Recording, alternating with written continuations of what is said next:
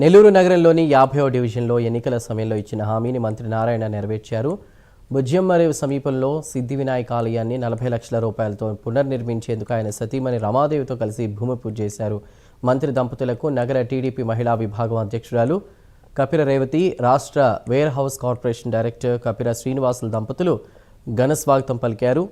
ఎన్నికల ప్రచారంలో కపిర రేవతి సీనయ్య కోరిక మేరకు ఇచ్చిన హామీ ప్రకారం ఆలయ నిర్మాణానికి సహాయ సహకారాలు అందిస్తున్నట్లు మంత్రి నారాయణ తెలిపారు. ఆలయ పనులను వీలైనంత త్వరగా పూర్తి చేసి భక్తులకు అందుబాటులోకి తీసుకురావాలని సూచించారు.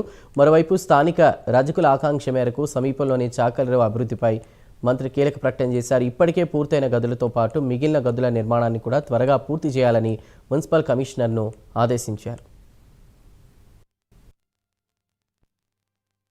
ఈరోజు 50వ డివిజన్లో బుజ్జమ్మరేవు ఏరియాలో సిద్ధి వినాయక టెంపుల్ యొక్క శంకుస్థాపన జరిగింది.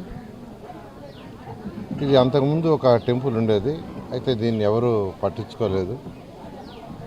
నేను ఎలక్షన్ అప్పుడు తిరిగేటప్పుడు ఇక్కడ ఉన్న లోకల్ వాళ్ళు, ప్రత్యేకంగా రేవతి అండ్ సీనయ్య ఇంకా కొంతమంది నన్ను రిక్వెస్ట్ చేశారు, సార్ ఈ టెంపుల్ గుడి కట్టుకోవాలి, మాకు గుడిగా లేదు, కేవలం 4 గోడలతో ఉంది, గుడి కట్టుకుంటాం, దీనికి సపోర్ట్ చేయమని. దానికి యాక్చువల్గా కొంత సపోర్టు చేయటం జరిగింది. ఈరోజు దాని శంకుస్థాపన జరిగింది. ఇది వీలైన తొందరలో కంప్లీట్ చేయాలని ఎవరైతే చేస్తున్నారో వాళ్ళు కంప్లీట్ చేయమని రిక్వెస్ట్ చేస్తున్నాను. ఎందుకంటే ప్రతి దగ్గర ఈరోజు అందరికీ భక్తిభావం బాగా పెరిగింది. ఈ ఏరియాలో చాలామంది ఉన్నారు, పేదలు నిరుపేదలు చాలామంది ఉన్నారు. వాళ్ళు ఆ యొక్క టెంపుల్ ఏదైతే అంతకుముందు ఉండిందో దాన్ని ఫర్దర్గా డెవలప్ చేయలేక వదిలేశారు.